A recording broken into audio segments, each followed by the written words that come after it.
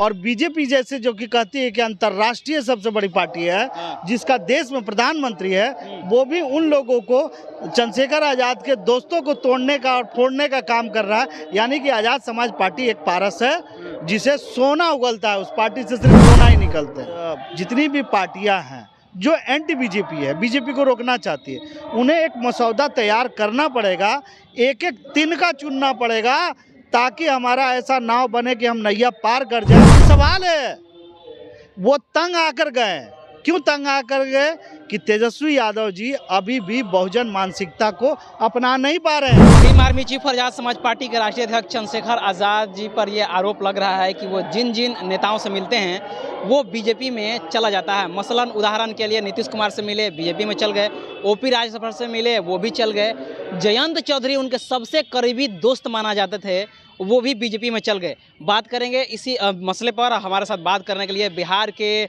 प्रदेश प्रवक्ता हैं डॉक्टर वीरेंद्र भास्कर जी। किस प्रकार से इसे देख रहे हैं? स्वागत है सबसे पहले। जय भीम सबको।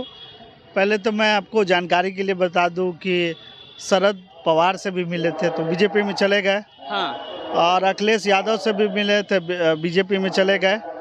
मेरा सवाल इसी पे आ रहा है सर, ये आरोप लग रहा है आप पे, ये भागिया मत आप, भागिया मत ना सर, ये आरोप लग रहा है। इस आरोप को पहले आप किस प्रकार से देख रहे हैं? क्या इसमें सच्चाई नहीं है? मैं ये देख रहा हूँ कि चंद्रशेखर आज़ाद वो पारस पत्थर है जिसमें हर लोहा आता है और वो सोना बन जाता है, और उस सोने को लूटने के लिए सभी पार्टियां जो है ललायत हो जाती है। तो ये तो कीमत बढ़ाने वाली दुकान हो गई कि कोई भी आज़ाद समाज पार्टी में आएगा उसका कद बढ़ जाएगा।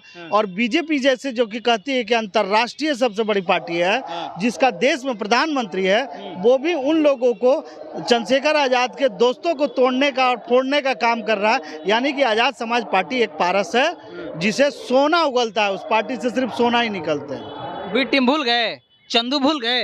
नहीं, आप यही हम बताना चाह रहे हैं कि आप किसके बी टीम हैं?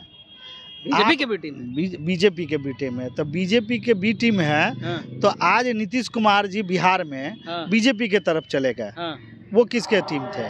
वो चंद्रशेखर जी पहले बोलते कि आप लोग चले जाइए, उसके बाद में हम यदि करेंगे। देखिए ये ये सब बातें जो है ना, इधर का मूड़ी, अब जैसे आप आदमी में गणेश का हाथी का मूड़ी जोड़ दीजिए, उसे गणेश कह दीजिए, ये सब काम छोड़िए। मेरा स्पष्ट कहना है कि क्या आज़ाद समाज पार्टी अपने नीति और सिद्धांत से कोई समझौता किया या नहीं किया? नहीं किया। क्या हमारे नेता ने किसी भी नेता को कहा कि आप मेरे पास से हट के आप बीजेपी में चले जाइए, या किसी को रोका? तो ये आप जबरदस्ती का सवाल थोप रहे हैं, ये तो बेकार बात है। मैं बिहार के परिप्रेक्ष्य में कहना चाहता हूँ कि वो तो ऐसा कर रहे हैं। मैं पूछना चाहता हूँ तेजस्वी यादव जी, जो आज फ्लोर टेस्ट में नीतीश कुमार जी पास कर गए, नीतीश कुमार जी भी तथाकथित बहुजन के नेता थे, क्यों चले गए वहाँ? क्या आज फ्लोर टेस्ट में नीतीश कुमार जी प्रधानमंत्री बने कि मुख्यमंत्री बने? आप मुख्यमंत्री बने। पहले क्या थे? मुख्यमंत्री थे। तो क्यों गए? सत्ता से समझौता करने के लिए, कुर्सी बचाने के लिए। ना तो कुर्सी कहाँ जा रहा था? पहले भी तो वो ज्यादा बहुमत में थे। ये सवाल है वो तंग आकर गए, क्यों तंग आकर गए कि तेजस्वी यादव जी अभी भी बहुजन मानसिकता को अपना नहीं पा रहे हैं। आप समझिए कि आपको दिया गया था डिप्टी सीएम, कहा गया था कि अपने दलों से आप अपना मंत्रिमंडल दीजिए। उन्होंने क्या किया? 5 मंत्रालय अपने रखा, और तो और छोड़ दीजिए 20 सूत्री कार्यक्रम का पटना के भी अध्यक्ष हैं। अब आप इसी से समझ लीजिए कि इनके सारा मंत्रिमंडल का मतलब है कि इनके पास रहना चाहिए। कोई भी स्वाभिमानी आदमी इनके साथ, हमारा आज़ाद समाज पार्टी भी होता, अगर इस तरह का हरकत करेंगे तो वो आपके साथ सत्ता में भागीदारी नहीं करेगी। आपको सबको बांट के सहभागिता की बात करनी पड़ेगी। जिस तरह से लालू प्रसाद जी कहते हैं, जिनकी जितनी संख्या भारी उतनी भागीदारी।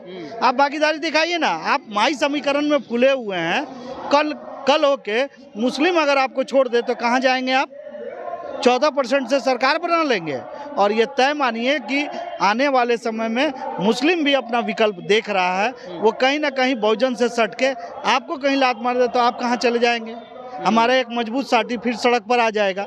मैं आपके चैनल के माध्यम से ये कहना चाहता हूँ कि जितनी भी पार्टियाँ हैं जो एंटी बीजेपी है, बीजेपी को रोकना चाहती है, उन्हें एक मसौदा तैयार करना पड़ेगा, एक एक तिनका चुनना पड़ेगा, ताकि हमारा ऐसा नाव बने कि हम नैया पार कर जाए और इस जो मोदी रूपी जो ये जहाज है जो सब लोगों को ले जाके बीच रास्ते में डुबो रही है, संविधान को डुबो रही है, उसे रोकने के लिए आपको तिनका तिनका चुनना पड़ेगा, त्याग करना पड़ेगा, ना कि बहन भाई बेटी और सब लोग अपने में मंत्रिमंडल आप रखेंगे। मुख्यमंत्री भी आप ही बनेंगे, प्रधानमंत्री भी आप ही। आपने खोला क्या इंडिया गठबंधन में? आपने खोला कि हमारा प्रधानमंत्री कौन होगा? आपने नहीं खोला। इसलिए मैं कहता हूं कि ये सोचना पड़ेगा बहुजनों को कि हमें एक मिनिमम प्रोग्राम बनाना होगा। सर सवाल एक और है, जिस प्रकार से जयंत चौधरी जो है वो अखिलेश यादव को छोड़कर चल गए, तो लोग अब देख लेना गए कि नहीं जो भीम आर्मी चीफ है उनके लिए एक बहुत बड़ा प्लेटफॉर्म मिलेगा, ताकि जो है वो भीम आर्मी चीफ है और जो है वो अखिलेश यादव मिलकर एक बहुत बड़ा गेम खेलने वाले।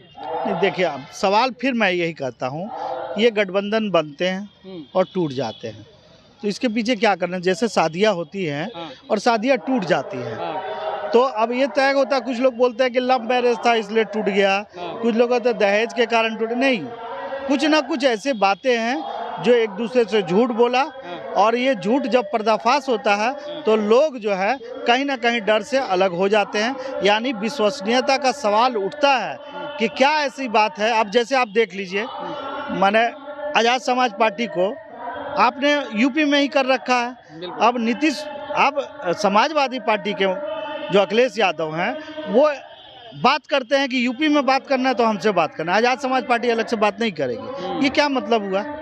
आप समझ रहे हैं इस बात को? आप तो देख रहे हैं बहुत बड़ा सहयोगी के रूप में। सहयोगी से मतलब नहीं है, हिस्सेदारी मतलब हिस्सेदारी का है। जिनकी संख्या जितनी होगी उतनी भागीदारी आप नहीं देंगे, क्या ईमानदारी हुई? आप चंद लोगों को खरीद लेंगे, यही काम तो बीजेपी कर रहा है, आप भी वही कर रहे हैं, तो क्या गलत है? लेकिन सर मेरा एक और सवाल है कि जिस प्रकार से उत्तर प्रदेश में बड़ा सहयोगी के रूप में चंद्रशेखर आजाद को देखा जा रहा है, क्या यही जो है फार्मूला तेजस्वी यादव को भी बिहार में लागू करना चाहिए? निश्चित तौर पे भाई, आप सीखिए बीजेपी से। वो जिसका कुछ नहीं औकात उसे भी शामिल कर लेती है, मंत्रिमंडल देती है, और आप क्या करते हैं? 4-5 मंत्रिमंडल खुद रखेंगे। ये कौन सा सत्ता का भाई फार्मूला है? अरे आप नए लोगों को मंत्रिमंडल दीजिए, दलितों को कुछ दीजिए, मुसलमानों को मंत्रिमंडल दीजिए, आप वो दे नहीं रहे हैं और चाह रहे हैं कि उनका वोट फ्री में मिल जाए। ये बेईमानी है सर, ये बेईमानी के साथ कोई भी आदमी भागेगा। अभी भी सुधरने का मौका, हमारी शुभकामनाएं हैं कि उनको सद्बुद्धि आ जाए और बहुजन विचारधारा को जितनी जिनकी संख्या बारी उतनी उनकी भागीदारी मिले और दें, यही इनका भविष्य तय करेगा। एक और आखिरी सवाल सर, अगर महागठबंधन अगर डिक्लेयर कर दे कि बहन कुमारी मायावती को प्रधानमंत्री बना जाए, तो क्या गठबंधन जो बिखरा हुआ है एक प्लेटफॉर्म पे आ जाएगा? नहीं, इस बारे में मैं नहीं कहूँगा। मैं ये कहूँगा हमारा कोई विरोध नहीं है, बात है सहमति से होनी चाहिए। आपने पेश किया, उस पर बहुत सारी बातें उठेगी कि प्रधानमंत्री कौन होना चाहिए, वो बंद कमरे की बात है, राष्ट्रीय नेता करेंगे, हम लोगों को इसमें नहीं कहना है। लेकिन मुझे पूरा विश्वास है, हम बहुजन के लोगों को चाहते हैं, और कोई भी हो बहुजन। आज देखे ना फ्लोर टेस्ट में क्या हुआ, जिस नेता के लिए आपने कानून में बदलाव किया था, जिस दलित आईएएस की हत्या करके जो जेल में था, उसके लिए जेल मैनुअल में आपने सुधार संशोधन करके उसे बाहर किया, उनका बेटा क्या किया?